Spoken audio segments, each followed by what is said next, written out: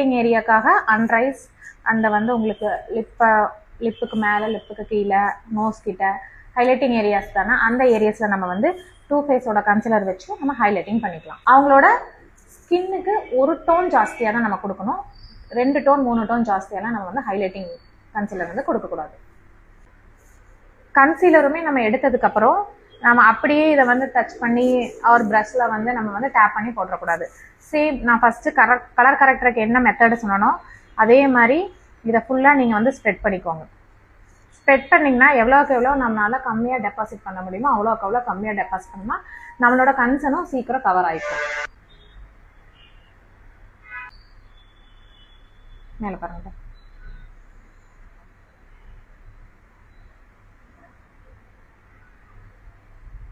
இப்போ பாருங்கள் ஹைலைட்டிங் பண்ணியிருக்கோம், இங்கே வந்து பண்ணலை.